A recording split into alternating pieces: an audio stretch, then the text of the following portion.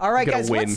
let's get started because I want to talk about something very specific. So a couple months ago, there were some rumors going around, and this has circulated several times over, that Mel Gibson is going to make a groundbreaking 4-part documentary covering the topic of people that are not adult trafficking, as well as covering its relations to Ukraine and also Jeffrey Epstein. Those are all things that they keep saying are going to be featured in this documentary.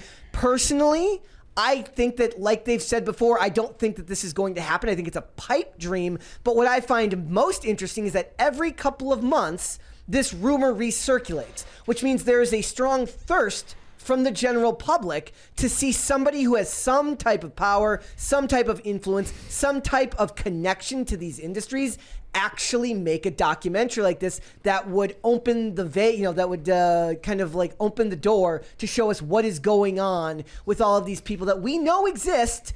There's a lady in jail right now with clients that never got arrested. Yeah. This is a thing. This isn't a conspiracy theory. This is a very real thing that somebody like Mel Gibson, if he wanted to, if he was so inclined, could spend the money to produce if he so desired. And he's already pissed off enough people and gone over the line so much that it's not like people are going to be like, oh, now we really need to get Mel Gibson. Like, if those they hate him anyways. Yeah, if those recorded voicemails of his drunk ass going off. I could give up my Laker tickets. Like, if that doesn't do him in and he can still manage to show his face, I don't think anything's going to do him in. Did you see that David Hasselhoff eating a burger drunk? Oh, God. There it is. Yay! It's Ian.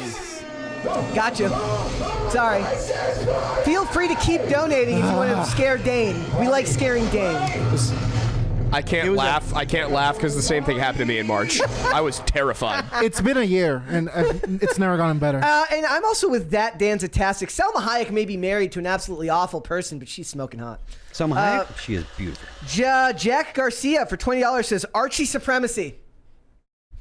Oh, yes. Yeah, That Archie is Supremacy. Archie Supremacy, absolutely. So, sorry, I was... Look, like, the funny thing about Mel Gibson is, like, did you ever see that Robert Downey Jr. at, like, multiple award shows has, like, come to his defense and said, like, look, we've been mad at this guy for long, like, you guys have been mad at this guy for long enough. Maybe he deserves some grace. You know, maybe he deserves your forgiveness. It's not like he's... It's been almost 20 years since the cell phone incident, right? Yeah. Well, yeah, but I mean, does he feel the same? That's the question, yeah. That's kind of the important part. I like to give people the benefit of the doubt and think that people can change and can learn to, you know... I mean, look, I might be treading on thin ice here, but like, go on. If Mel Gibson has bad opinions, how much does that really affect your life? Yeah, it doesn't affect anything. I don't care that many people have bad opinions. I'm not in a huge rush to go out and support Mel Gibson's most recent thing. He still needs to give me a real reason to go out and make pay a good attention. product. Yeah, make something I want to see. But otherwise, he's got bad opinions. I know that there are plenty of people in Hollywood that have awful opinions that I hate their opinions. And if I don't know about it, it's fine. If I hear about it, it's kind of like, well, okay, but it's not really going to have a huge effect on my life. Yeah. I'm very much a separate the art from the artist kind of person. I feel like there are some situations where something is big enough for me, like Kanye West, but I try to. Even then, I love Kanye's music. I don't care. Oh, we got $20 super chat. Well, Kanye West is clearly mentally ill. We got a $20 super chat from Deus Vault. Says, Aiden, why do you dox people to Antifa? I saw you talking about it on Twitter. I've never doxed somebody to Antifa. That's well, $20 says you have. What I was talking about was a specific instance in college where a group of neo-Nazis were on campus harassing not only me and a couple of my associates, but That's also literally... like a whole bunch of our friends too. And it got to the point where they were doing stuff that was actually harmful to people. So you already justified it. Yeah, I know. They were harassing you. Yeah, they were harassing. That's it. That's all. And also, to be clear, dox in this occasion does not mean that we leaked their emails and home addresses and phone numbers. We just posted a picture that had their names on it. And we didn't go into where they work. It was like, these 12 people are on campus. They keep doing this stuff. Now you know. And the thing was, they were like legitimately dangerous people. Yeah. I would not, but also like Antifa. Are you kidding me? I I loved bothering Antifa in college. It was one of my favorite pastimes. They bring up the fact here that the trafficking industry is a $34 billion industry. How can they put a price on it and not put people in jail? Yeah. Like, how is it you can actually figure out a value, but you can't figure out whose ass needs to be in prison? Also, guys, the movie Sound of Freedom is coming out on July 2nd, I believe. I'm going to be back in Minnesota, and I have to look for tickets for it. It stars Jim Caviezel, who, oddly enough, played Jesus in Mel Gibson's Passion of the Christ. And that movie is about, I believe, a Homeland Security agent who tackles he goes to save somebody from a human trafficking ring. And it's a movie that's been stuck in production hell because of financing and distribution because of the material. I'm going to tell you this. Hollywood doesn't like it when you do those types of stories.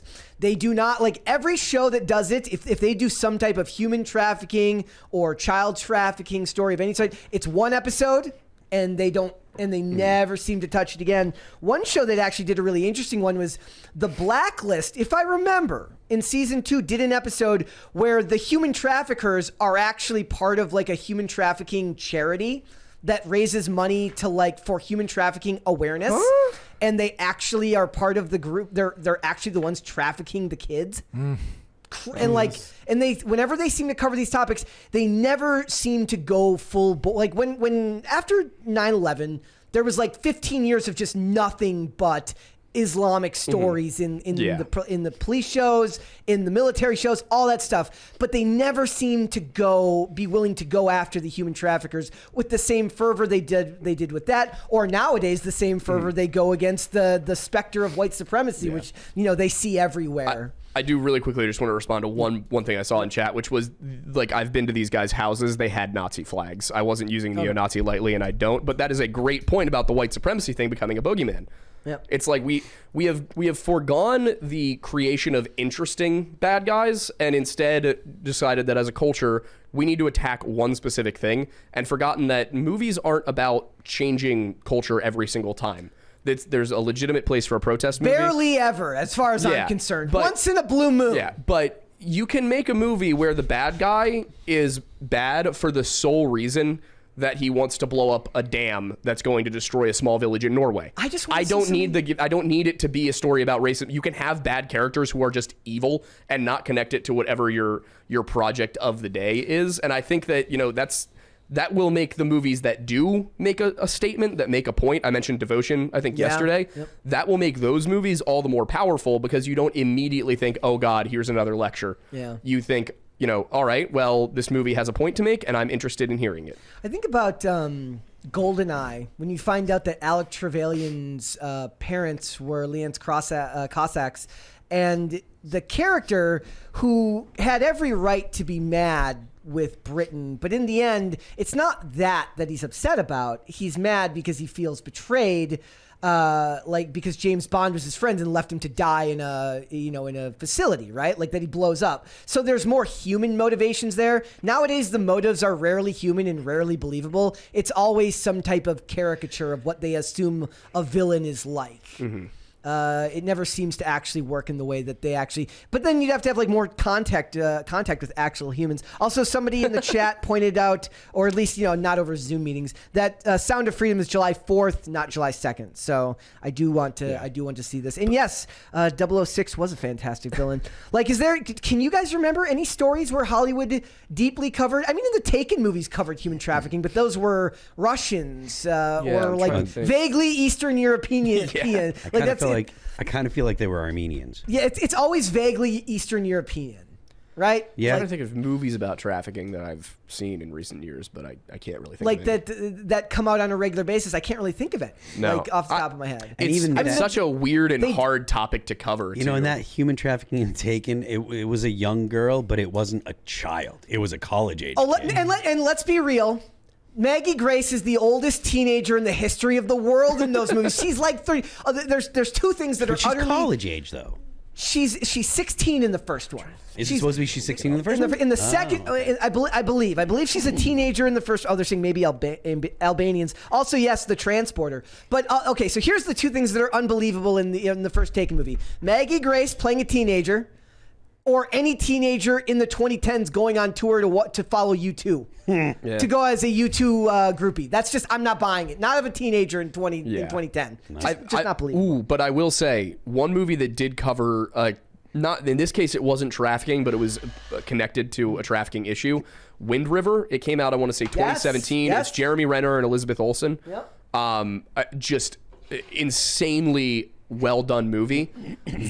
Pacing's great. Tells a good story, and again, like Devotion, handles topics of race relations really, really well in a way that's believable and understandable and doesn't make you feel like you're being lectured. Also, Kino Corner says Riders of Justice was a Danish film from a couple years ago, covered trafficking in Ukraine. So maybe Mel Gibson can get into contact with that guy and talk about it. But I really do believe the fact that this story keeps coming back up, even though there's not really evidence that it's actually going to happen, means that that as a culture, we want it. We want to see these people exposed.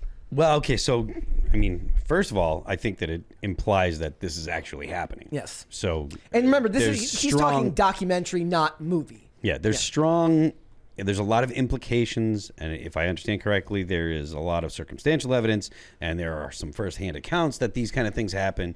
The Harvey Weinstein stuff came out, and that was something that people kind of knew but didn't discuss until it actually all kind of just spilled out. And I would hope that if that is the case, if there is actually, real substance to these types of accusations in these stories, I would hope that there would be the same kind of motivation to expose these people as there was with Me Too. Yeah. And it is a little concerning that there's not, that people like Corey Haim talk about it, and he talks about it all the time, and yet it's not discussed openly, and I've heard more than too many powerful people. Yeah, Harvey Weinstein was one powerful person. Yeah. This is like when we watched that video of JP Sears, was like, it's hard to believe that 1 million powerful people would just pay to have some guy bumped off. I think that I think that there is actual leverage that people like Epstein had over powerful people. And a lot of times, I think the leverage tends to be inappropriate behavior with children or underage people. Because how do you get leverage over somebody that's a billionaire or got hundreds of millions of dollars? Like what are you going to do? Threaten them with money? They're just going to be like, all right, I'll pay you off. But if it's something that can actually put them in jail and really destroy their reputation, and nothing destroys reputation like abusing children, Yeah. Well, and somebody in the chat even mentioned, they said, what was protecting Harvey Weinstein for so long? And it's like, the fact that it wasn't just Harvey Weinstein. Yeah. It's all, maybe not all, but a large number of these major studio heads. Well, we're going to get into that more. I want to talk a little bit that more when we get to the James Woods topic. But also somebody says the sky in New York is orange right now. Yeah, New York is currently in Mexico. It's an American version of a Mexico in a movie. That's what I mean. Anytime it cuts to a scene in Mexico where it's just blood orange. All the scenes of Mexico City that they needed to go to Mexico to shoot, just go to New York right now. So what's happening in New York? Canada's on fire. Canada's on fire, and so the wind importing smoke from Canada. I think there's a big forest fire in Quebec right now. I see God loves metaphors. All right. What I see here is God punishing the French. Amen, brother. Thanks for watching. Listen to full episodes of Pop Culture Crisis on Spotify. Keep up with us on social media and make sure you subscribe and ring that bell so you never miss the show. Bye, guys.